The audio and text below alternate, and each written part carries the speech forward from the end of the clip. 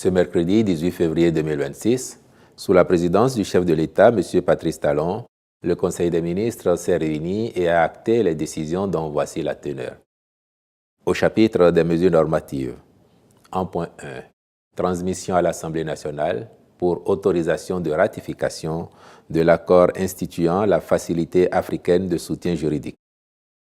Cette entité a été créée au lendemain des crises de la dette survenues au cours des années 1980-1990. Celles-ci ont mis en évidence les faiblesses juridiques et techniques des États africains dans la résolution des litiges commerciaux ruineux avec les créanciers privés. D'une part, elle opère comme une organisation internationale qui fournit des conseils juridiques et une assistance technique aux pays africains dans le cadre de la négociation de transactions commerciales complexes, de litiges avec les créanciers et du renforcement des capacités des gouvernements africains.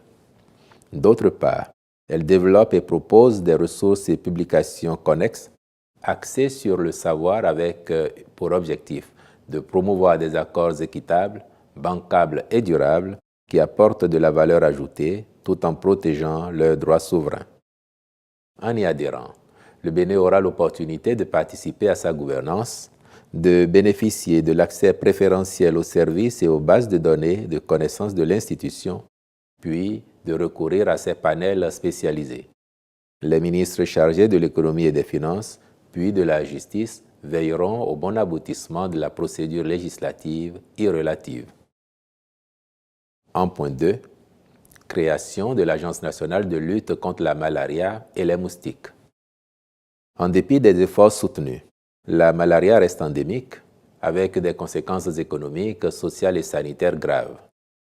Elle constitue l'une des premières causes de morbidité et de mortalité, particulièrement chez les enfants de moins de 5 ans et les femmes enceintes. C'est pourquoi le gouvernement fait de son éradication une priorité de premier plan s'agissant des questions de santé publique. Pour favoriser une plus grande efficacité de son action, notre pays se dote d'un instrument spécialisé, souple, autonome et réactif, chargé de conduire une lutte coordonnée, innovante et intégrée contre la malaria et les moustiques.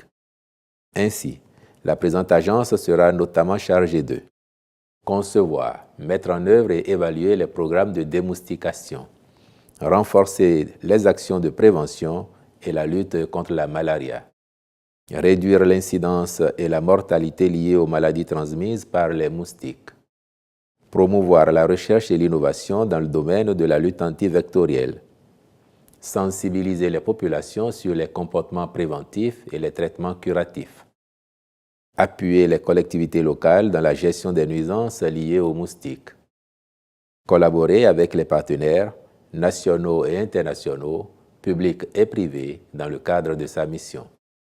Pour ce faire, le Conseil en a approuvé les statuts et instruit les ministres concernés de veiller à son opérationnalisation diligente.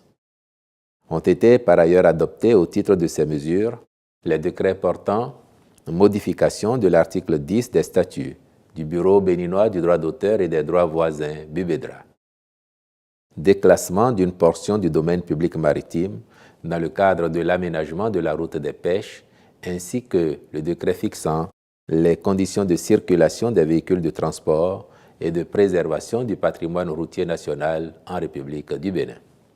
Au chapitre des communications, en point 1, mission de contrôle technique et de réalisation de l'étude d'impact environnemental et social du projet de construction du resort urbain et balnéaire de Avlo à Grand Popo. Il s'agit d'un projet destiné à promouvoir une offre balnéaire haut de gamme, développée dans une approche résolument orientée vers l'écotourisme.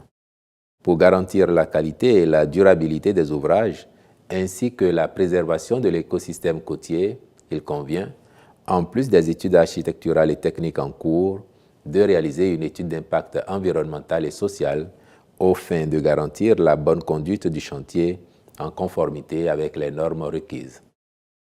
En point 2.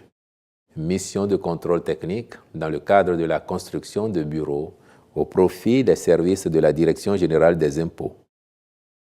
La réalisation de ces infrastructures ayant été déjà autorisée par le Conseil des ministres, le recours à un bureau de contrôle technique dès la phase d'avant-projet détaillé permettra notamment de s'assurer du respect des conditions de construction et de sécurité des personnes dans les bâtiments recevant du public.